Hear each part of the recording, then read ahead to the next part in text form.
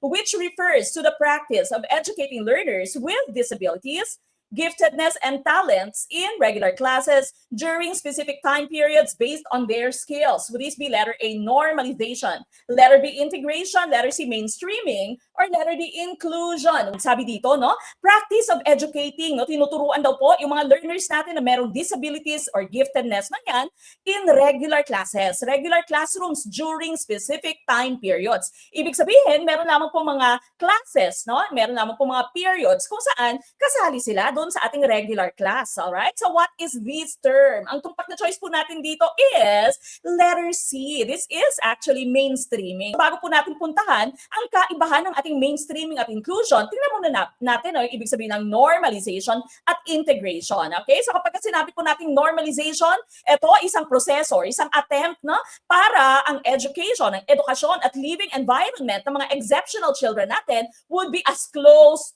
to normal as possible. Okay? As close to normal as possible kahit meron man siyang learning difficulties, meron man siyang learning disabilities, may special needs yung bata or gifted yung bata. No, ginagawa mo na as close to normal as possible yung kanyang environment at yung kanyang education. No? So dyan po nanggaling din yung mga terms nating least restrictive environment and eventually integration. Okay? So that's your normalization. Now what about integration? Ang integration naman po, no, this focuses more on extracurricular activities. Okay? So hindi siya mismo sa teaching or education per se, pero dun po siya nakatuon sa ating extracurricular activities. Kunwari, no, sa mga palaro, di ba? Meron tayong mga Paralympics, okay? So, merong integration, no? So, meron din silang sarili nilang mga palaro, no? Integrated din po sila dyan, okay? So, that's your normalization and integration. So, bakit po letter C at hindi po letter D, no? Bakit po hindi inclusion at hindi mainstreaming yung ating sagot, no? Nakikita niyo po ito, specific time periods, okay? Ibig sabihin, di ba?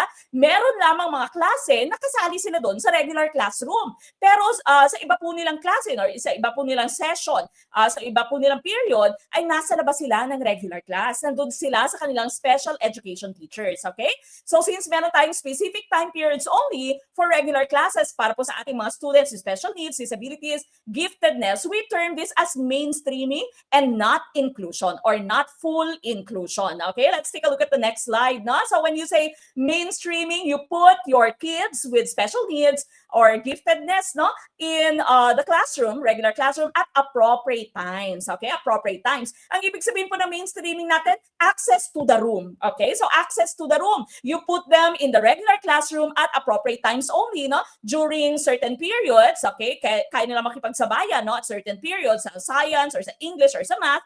Pero yung support services po, nakukuha nila outside the classroom. Doon sa kanilang special needs na teacher. Now, when you say inclusion naman, inclusion means access to all. Ito na lahat na, no? Andyan na lahat inside the regular classroom. Okay, so this means support and services as needed are given to them in that same room. Okay, so in that same room, wala silang separate na classroom for their support services.